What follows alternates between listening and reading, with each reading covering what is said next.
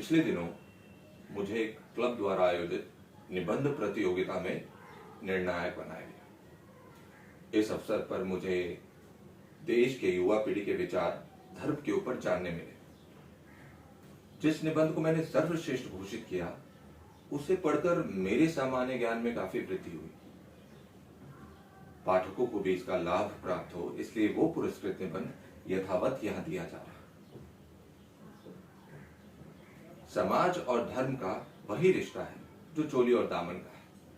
पहले मनुष्य गुफाओं में, घने जंगलों में रहा करता था। उस समय उसे हिंसक पशुओं और प्राकृतिक विपदाओं से अकेले जूझना पड़ता था, तो सुरक्षा की दृष्टि से वे आदि मानव समूह में रहने लगे। इस प्रकार अलग अलग झुंड धीरे धीरे अलग अलग मानव समाज हो गए। जब समाज बन गया तो उसमें धर्म का आना बहुत जरूरी था, इसलिए अलग अलग मानव समूह के अलग अलग धर्म बनते चले गए।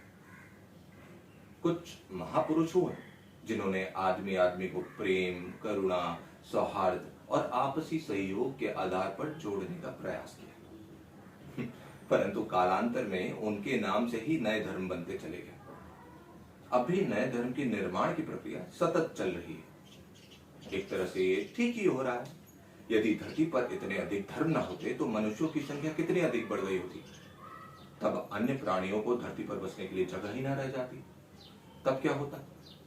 धर्म वो महत्वपूर्ण चीज है जिसने आदमी को आदमी से खूब लड़ाया। द्वापर का एक उदाहरण ही पर्याप्त होगा।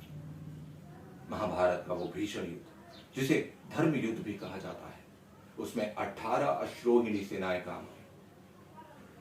इस प्रकार उस समय धरती के भार को संतुलित करने के लिए धर्म युद्ध की भूमिका को नहीं भुलाया जा सकता। आधुनिक काल में भी जितने बड़े बड़े युद्ध हुए उसमें धर्म की केंद्र भूमिका रही है। इस प्रकार जनसंख्या वृद्धि को रोकने के लिए जितने सारे वैज्ञानिक उपाय थे, सब धरे के धरे रह गए और धार्मिक उपाय बाजी मार लिए। तो मेरा सुझाव है कि जो देश जनसंख्या वृद्धि से परेशान हो, उसे तुरंत धार्मिक उन्माद का सहारा ले लेना चाहिए। समाज के उत्थान में धर्म का सर्वाधिक योगदान है। जैसे चुनाव में टिकट आदमी के धर्म और जाति के अनुसार ही मिलते हैं। जिस धर्म के मानने वाले लोग सादा होते हैं, उस धर्म के लोगों को अल्पसंख्यकों पर अत्याचार करने का जन्मसिद्ध अधिकार मिल जाता है और इस अधिकार को कोई चुनौती नहीं दे सकता। अब भी हमारे देश की राजनीति धर्म रथ पर ही लुढ़क रही है। हर नेता आजकल एक अदद धर्म रथ पर सवार मतदाताओं को लुभाता हुआ घूम रहा है। चुनाव में धर्म के महत्व को नहीं भुलाया जा सकता। हर पोलिंग बूथ का अध्ययन करना पड़ता है कि उस क्षेत्र में किस धर्म के लोग ज्यादा हैं और किस धर्म के लोग कम, और इस निष्कर्ष के आधार पर उस क्षेत्र में धार्मिक उन्माद की व्यूह रचना करनी पड़ती है। वैसे हमारे संविधान में साफ साफ लिखा हुआ है कि हमारा राष्ट्र धर्मनिरपेक्षता की नीति पर विश्वास करता है। अतः हम धर्मनिरपेक्षता पर विश्वास भर करते हैं, उस पर बढ़िया भाषण देते हैं, परंतु अमल नहीं करते। आजादी के बाद से ही हमने धर्म का सार्थक उपयोग किया है। अब धर्म राजनीति में उसी तरह महत्वपूर्ण और उपयोगी है जैसे खाने में नमक, प्रशासन में भ्रष्टाचार और हिंदी सिनेमा में हिंसा एवं सेक्स।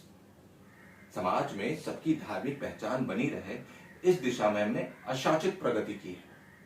हर छोटे बड़े धार्मिक पर्व, जातीय निर्वाण उत्सवों पर हमने सार्वजनिक अवकाश की घोषणा करने में कभी कोई कमी नहीं रखी। इस प्रकार हमारे महीने में काम के दिन कम और धार्मिक उत्सवों के दिन बढ़ते चले जा रहे हैं, जो देश की प्रगति और धर्मनिरपेक्षता के सूचक है।